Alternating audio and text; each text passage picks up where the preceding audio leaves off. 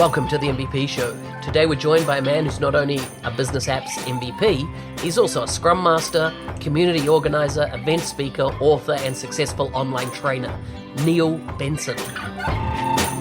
For full show notes, please visit nz365guy.com/115. Now let's get on with the show.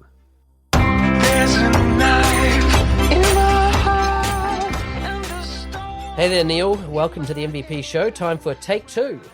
Thanks, Mark. It's great to be on again so soon. On so soon. Sorry, audience, you missed the first one for whatever reason. Part of our audio did not come through, so we're re-recording this so you can hear the dulcet tones of Mr. Benson. Well, let's just consider that first one to be a dress rehearsal, and tonight this is the main show. This is the real deal.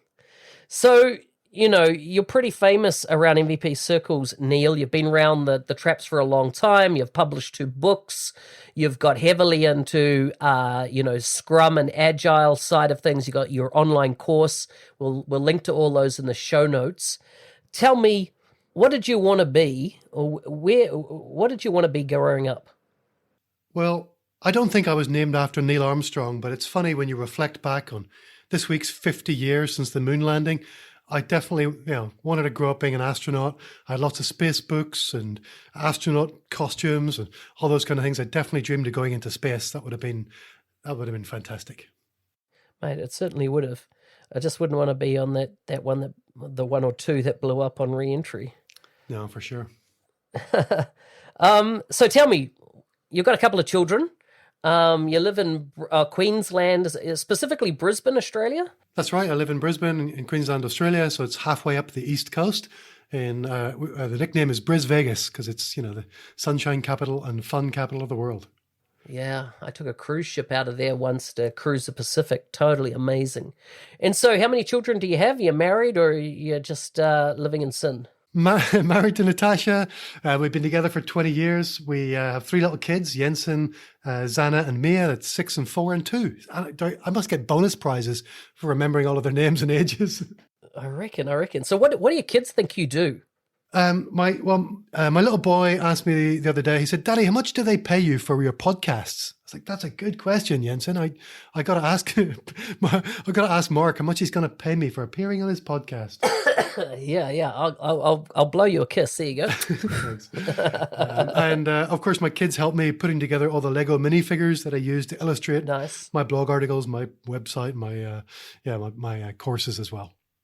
So what do they think you do? Like, have they ever discussed, like, why does, Dad disappear for the middle of the day? And yeah, they know I've got a job and I go out and do Microsoft software stuff, and I've got my podcast and I do online courses. They know all of that and they help me out with a lot of it. So they're getting fairly clued in.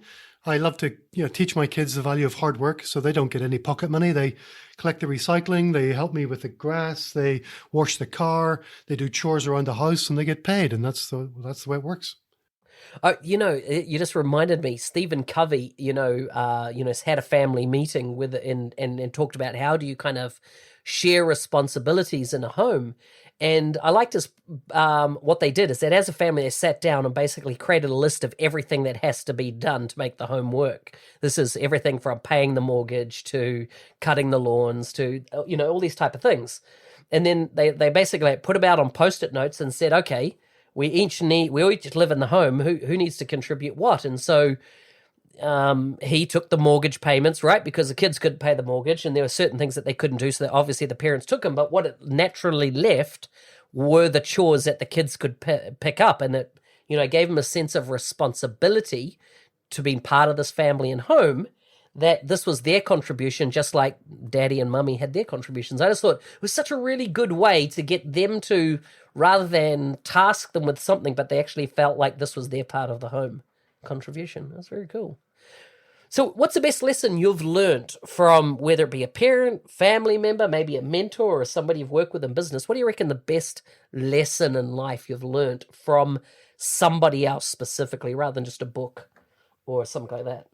Oh, I was good. Before you said not a book, I was going to mention a book that I read when I was in my 20s, Benjamin Graham's Intelligent Investor. It was probably a $20 investment, and I've made $1 million from that book. So that was a fairly good investment. Um, and I took my little boy along to Joey Scouts tonight. So Joey's is the part of the Scout movement you can go into. So boys and girls between 5, 6, 7 years old. And I was in the Scout movement throughout my childhood, and I learned some wonderful lessons there about teamwork, about leadership, about serving others, about helping my community. And yeah, I couldn't name a specific event, but I had some great Scout leaders and taught me a lot. Wow. Okay. Okay. So, yeah. So, what age did you start in Scouts in? So I started in the Scouts. I was a Beaver Scout back in Northern Ireland, and I was 6 years old. Yeah. Wow, that's so cool. That's so cool. As in, I do think it's something that we don't see as much these days. I haven't heard of the word Scouts in so many years, but obviously, still a program that exists. Sea Scouts is another one, isn't it? That's right. Yeah. Okay. Okay. So, how did you get started in Dynamics, if you like? Because I assume you started in Dynamics here across other areas of Microsoft Business applications now. But how did you get started? I was originally a sales guy. You won't believe this, given my position on a certain recruitment company, but I started out after university as an IT contract recruiter.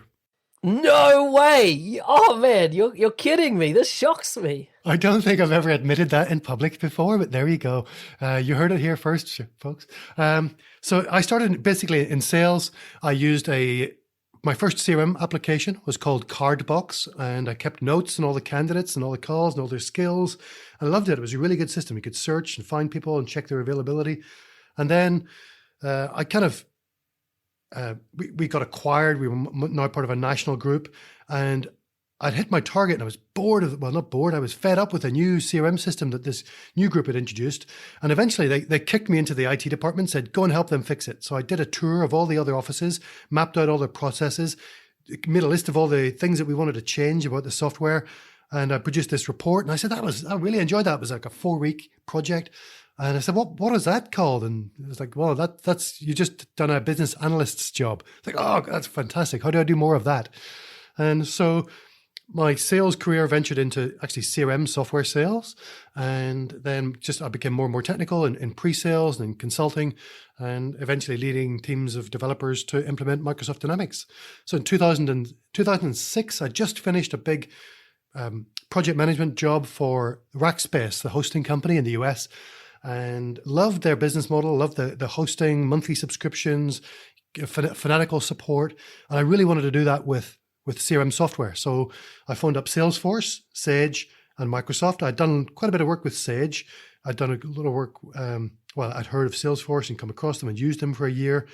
And both of those were pretty partner unfriendly. So Sage said, oh yeah, buy all the software up front from us, pay us thousands of dollars per user, and then you can rent it for whatever you can get. It's like, whoa, that sounds pretty capital intensive.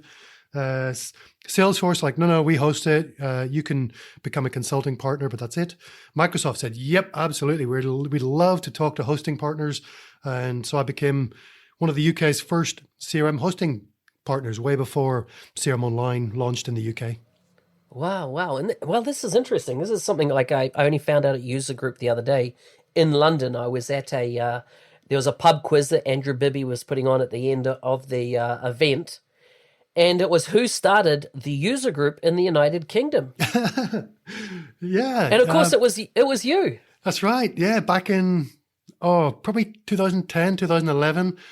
We had our first meeting in Redmond, in Reading, in west of London, and we managed to get together probably 30 or 40 people there for an afternoon, and I cobbled together a few speakers, and that was the start of things. And today there's hundreds of people come for an all-day user group meeting. It's amazing. It's blowing up over there. Oh yeah, it's a massive event, and I know Adam Vera did a lot around that, and also now Sarah Critchley and Andrew and Scott Dura, they're all just hitting home runs in what they're doing. Lucy Muscat's another one heavily involved in it. It's so good to see how it's growing and continuing to grow and be such a key engagement or point of engagement for the community. You've had your fair share of starting up user groups, Mark. So you're also one to watch. So thanks for everything you've done, particularly here in Australia. So yeah, good on you. Yeah, it's all good. It's all positive. So tell me, if there was only one thing that you could say, this is the thing I love most about what I do, what would it be? the privilege that we have is helping our customers improve their customer experience. We've all been on the receiving end of a terrible customer experience, whether it's from your government, from a department store, from an online store, or some service provider, particularly utility companies. And we've seen headlines about airlines who treat their customers badly. The job that we have, we're so privileged that we get to transform those experiences into something positive. We get to work with business leaders, visionaries who are transforming the way that their industries work, the way that their organizations work. And I love that. I love helping salespeople sell more and earn bigger bonuses. I love helping customer service people, engage their customers and create delight among their customers. That's a real, for a bunch of nerds like us, that's a complete bonus. It's nice. It's nice. So tell me, you've been running Scrum training now for some time, online learning. You got a lot of people gone through that training. Have you got any kind of testimonial type stories that kind of will, shows the impact you've had with various people around the world and that training? Well, thanks for the question, first of all. But yes, we've had hundreds of students go through it. We've had a large proportion of them become certified, professional Scrum Masters with Scrum.org, one of the big certification bodies, which is just an awesome, set of students to be involved with. I do get lots of thank yous and lots of good questions about people who've obviously, they've taken it on board. They're transforming how they deploy Microsoft Dynamics software for their customers or for their users, which is great to see. And obviously I've got to work with a lot of my own teams, and actually he's a former MVP working as a developer in one of my teams at the moment, and said, this is just the best project team I've ever got to work with. And this guy's been in the business for 20 something years, and just really, we're a week and a half away from our first big release into production. And the stakes couldn't be higher. And we're all pretty relaxed, cruising here towards our first big release because we've done a great job and we've just learned how to work together. And I think Scrum just gives developers that sense of achievement and a nice, steady, calm, sustainable pace that makes our jobs a joy. Yeah, so good, so good. What frustrates you in what you do? I don't get too frustrated. I'm a pretty mild-mannered kind of person. I do have a little, I pull the leg of my product owner whenever she changes her mind on the requirements. Like, this new story, do you realize that's reversing a story that we did 6 sprints ago? That's not frustrating. That's just me trying to make sure we're headed in the right direction and she's getting good value for money. I get frustrated by bad drivers. I live in Queensland. So if anything upsets me, it's probably that. What makes you the most proud of what you've done? The most proud moment I had was probably, it was a terrible situation. So I was running this hosting company in the UK, and we had grown too quickly. We had taken on lots of servers. I'd taken on lots of staff. And when you sell hosting services, your revenues come in pretty slowly, month by month, but your outlays were typically all at the front. So it was still quite a capital intensive business. And we were starting to run out of cash. I went to see an accountant and she said, yep, you've got to declare bankruptcy. You're operating in an insolvent business. So I had a couple of weeks to scramble, and we managed to divest that business. All of my staff found new jobs with the company that acquired us. We made sure all of our customers were safe. Their hosted systems were safe. But that was it could have been a terrible time. It could have gone very badly, but I was really pleased it turned out really well. So I wish it had gone better. I had dreams of selling the business for millions of dollars and buying a supercar. And in the end, all I had was enough money left over to hire a supercar for 4 laps at a track in north of England. Wow, I think your story pretty much reflects mine there.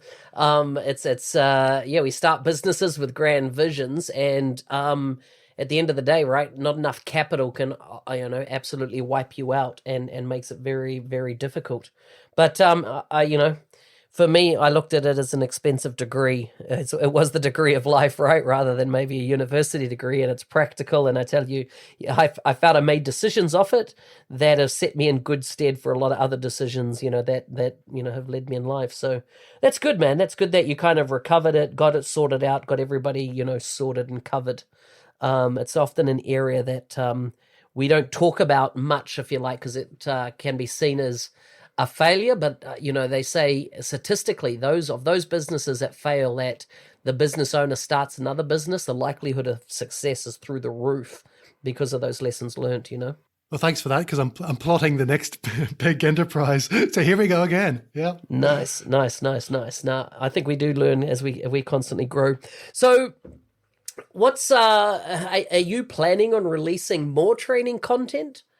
I would love to. Yes, I am planning. Yes, it's in the works. The presentation's done. It's actually going to be a free course. So today, I've got this Scrum for Microsoft Dynamics 365 course. I'm going to be revamping that, and I'm also going to be launching a free course to go alongside it to talk about the benefits of Scrum and some of those things. So it's a precursor to the main course. And then I've got deep dive courses planned in the future as well. So those courses are already being written. In fact, I'm presenting some of the content from those future courses at the Dynamics Power Conference in Sydney on the 3rd of August, and then in Auckland on the 21st of August. Wow, very good. So you're going now. I take it these speaking gigs that you get are part of being an MVP, are they, or do you have to proactively, or do they come and ask you? How does that all work? Oh, a bit of both. I know the conference organizers. I make sure that I'm aware of the call for papers. So a call for papers is when a conference organizer asks people to submit their ideas for topics that they're willing to present. So I make sure I jump on those, write something that sounds exciting, relevant, in demand. And as long as I've got a good idea, I'm happy to submit it. And then I've just got to figure out where I can travel and when I can go and those kinds of things as well. I've got to fit it in around my work schedule.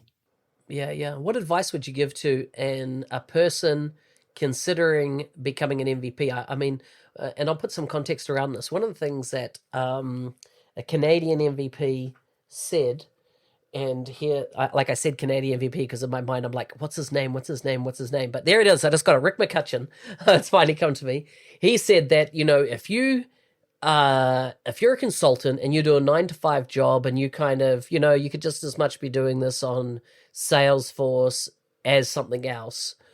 But if you really see that this is your career, that you're dead set, that you study on your own time, you learn, you want to master and become a master, of this technology space, you absolutely should set your sights on becoming an MVP because it will enhance your career if your goal is to live in this, Microsoft BizApp space.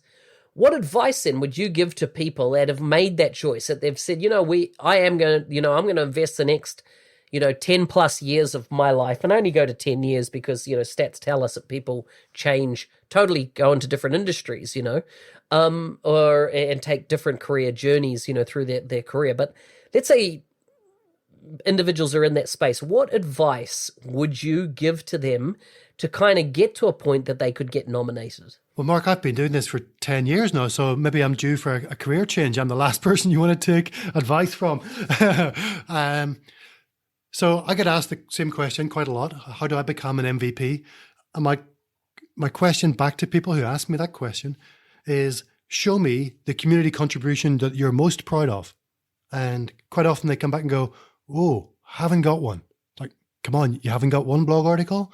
You haven't got one user group presentation that you've done? You haven't got a profile on one of the forums where you've answered a couple of dozen questions? You haven't been involved in the online user groups? Come on, you must have done something. You want to become an MVP, right? That's what you said. No, I haven't. I don't know where to start. Okay, well, you need to start doing some of those things.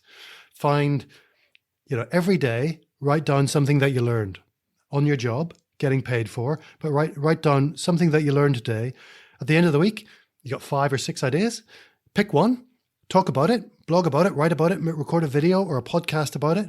Do that for 6 months and reevaluate it. Are you enjoying that? Because if you enjoy that, keep going. If you enjoy it for another 18 months after that, then you're on your way to becoming an MVP. But if you don't enjoy it, give up. Just, take up a hobby in your spare time instead. Because, we do this for the love of it, not for the recognition, not for the, trophy or the awards. It's for the love of being involved and giving back. So true. And I mean, I agree that kumbaya, the love of it, etc., is really, really important part. But I've seen a lot of MVPs that became MVPs and within, 3 months were offered new roles, as in, partners sought them out. They got pay rises, not necessarily within their current employer, but were definitely, there's tangible benefits, right, to becoming an MVP that, I mean, they're not guaranteed, but there are tangible benefits. Oh, for sure. I benefited from those, and I'm really fortunate, and that's why I work so hard to stay within the program and keep contributing to the community, not just because I love it, because it does open up doors and open up opportunities, not just to speak, not just to visit Redmond every year, but yeah, for sure, whenever I'm looking for a new role, it absolutely helps. People don't always understand what it means. Quite often I get mistaken for a technical guru. Oh, you're an MVP. You must be able to fix our problem over here. It's not always the case. Yeah, no, I get it. So let's just go through some wrap-up questions, and let's start with a doozy. I think this will be right up your alley. Who do you think of when you think of the word punchable? Oh, does it have to be one of the current MVPs? It can be a current MVP if you want, yeah. Because, Matt Wedderman's leaving the Netherlands, and he's not moving to Australia. He looks pretty punchable to me right now. Come on, Matt, what are you doing, man? You should be moving to Australia with us. No, I'm not a big fan of some of the politicians that are kicking around at the moment. So I think some of those folks are fairly punchable. But no, I'm a peaceful kind of guy. I don't go around hitting people. Okay, so what's the best piece of tech you own? So if there was one bit of tech that you have, what would it be? I'm pretty low tech these days. I've gone through spells of having to have the latest phone, the latest gadgets. I had a running watch whenever I was big into endurance running that I loved. These days I've got a couple of Sonos Play One speakers. My kids learn to play Spotify through Alexa on that. That's probably my best recent investment. So Alexa Dots or something like that? No, it's the Sonos Play One. Oh, okay, and so speakers. Sonos runs on Alexas, does it? Yes, you can run Alexa or the Google Assistant, both run on Sonos. Do they really? Yeah. Because I thought one blocked the other from using it for a while. Well, the Google Assistant's recently come to Sonos in Australia, so it's probably been available in other regions a little bit earlier. In Australia, we're always a little bit behind. But no, you can get the Google Assistant on there as well. Ah, okay. Awesome. Good to know. Mate, it's been great having you on the show. Before you go, if people want to either get on one of your courses, follow, what you're talking about or doing online, how can they find you? So my online alias is Customary, which is the name of the company that I founded in 2009. So you can follow me on Twitter on Customary. That's the word customer with a Y on the end. I'm Neil Benson on LinkedIn. And I'd love to catch up with any of your listeners and do what I can to help them either with Scrum or trying to become an MVP.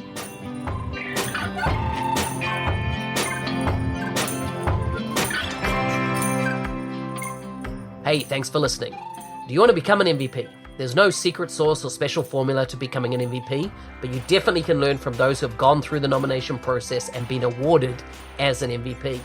So if you want to become an MVP, subscribe to the show and catch up with the MVPs and learn from their stories. Full show notes can be found at nz365guy.com/115. I look forward to seeing you next week.